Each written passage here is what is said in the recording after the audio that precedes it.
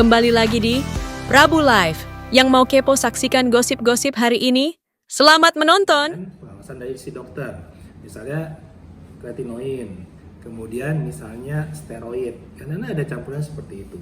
Nah, tapi masalahnya itu kan nggak bisa dijual bebas. Nah, yang ada sekarang kan beredar banyak banget yang dijual bebas.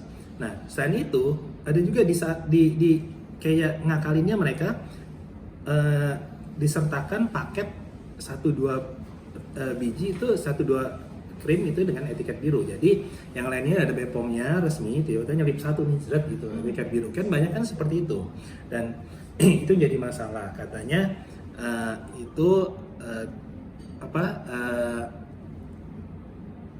datang dari klinik, dari dokter segala macam. Walaupun itu mau dari klinik, dari dokter, kalau dijual bebas tetap nggak boleh etiket biru. Jadi tetap mesti dengan resep dokter, pengawasan dokter. Dan apotik, jadi dokter menulis resep, kemudian apotik akan membuat obatnya. Itu aturan yang bakunya seperti itu.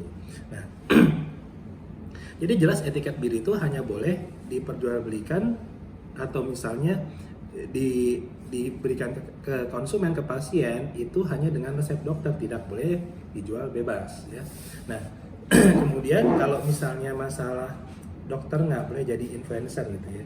Nah, itu sebenarnya dari tahun 2020 udah ada peraturannya. Dari fatwa Majelis Kode Etik Kedokteran Indonesia itu tahun 2020 nomor 022 itu udah diatur, dikasih tahu gitu.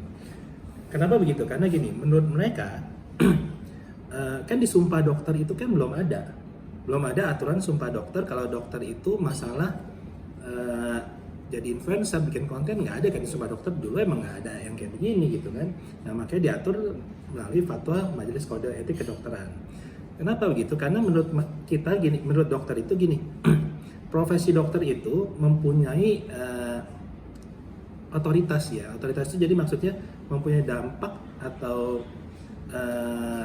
pengaruh yang lumayan kepada masyarakat gitu. Jadi misalnya satu barang, satu obat yang belum ada uji klinisnya, begitu yang membawakan produk itu atau yang mempromosikan adalah seorang dokter, nah persepsi masyarakat itu takutnya akan berubah. Persepsi masyarakat itu dari yang tadinya belum ada uji klinisnya dianggap oh sudah ada uji klinisnya karena dokter yang ngomong, dan ternyata mereka menganggap oh ini akan mempunyai khasiat yang luar biasa nih. Jadi walaupun kadang-kadang, makanya kemarin banyak yang bilang overclaim gitu kan. Nah, jadi itu karena dokter yang ngomong. Nah, tapi mesti harus dipertanggungjawabkan kan. Nah, sedangkan kita dokter sendiri, kalau kita memberikan informasi, kita misalnya mau ngomong atau membawakan seminar, walaupun obat itu produk itu ada uji klinisnya, itu informasi yang diberikan ke sesama kalangan dokter aja itu mesti informasi yang terukur, nggak bisa sembarangan. Nah, bayangkan kalau misalnya ini kita ngomong bebas ke semua orang, kemudian ke masyarakat yang dengan latar belakang edukasi yang beragam, otomatis akan persepsi yang timbul kan banyak gitu. Nah, itu yang dijaga. Nah, emang di situ dikatakan kalau misalnya dokter itu tidak boleh menjadi influencer dan tidak boleh mempromosikan produk kesehatan tertentu gitu. Nah, tapi diperbolehkan untuk iklan layanan masyarakat. Nah, untuk iklan layanan masyarakat itu batas-batasnya pasti udah ditentukan, dan biasanya kalau ID yang mengajukan itu pun juga ID mengajukan untuk iklan layanan masyarakatnya. Jadi emang untuk dokter untuk tidak jadi influencer itu udah jelas, udah ada di fatwa Majelis Kode Etik Kedokteran. Nah, ini jadi rame lagi, viral lagi. Kenapa? Karena kan ribut-ribut nih, banyak dokter yang ribut, jadi melakukan investigasi sendiri segala macam. Itu sebenarnya kalau dalam rangka edukasi itu sah-sah aja, tapi tetap edukasi kan dengan cara yang baik dan benar, prosedurnya mesti baik dan benar itu. Nah, kalau misalnya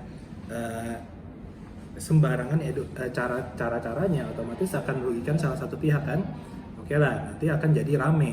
Nah, itu yang rekan-rekan dokter waktu itu di grup-grup itu pada ribut tuh, maksudnya kenapa sih nggak ID itu waktu itu bertindak tegas sesuai dengan peraturannya gitu loh, bertindak tegas menengahi, jadi nggak ada keributan lagi tuh, dipanggil dokter A, dokter B yang bermasalah atau misalnya yang lagi masalah diselesaikan dengan baik-baik sesuai dengan kode etik kedokteran juga gitu. Jadi itu sebenarnya yang diharapkan dari teman-teman dokter waktu itu. Karena kan nggak enak dilihatnya ya, ribut sana gitu kan. Terus nah selain itu kan juga tujuannya edukasi gitu. Masalahnya ini beberapa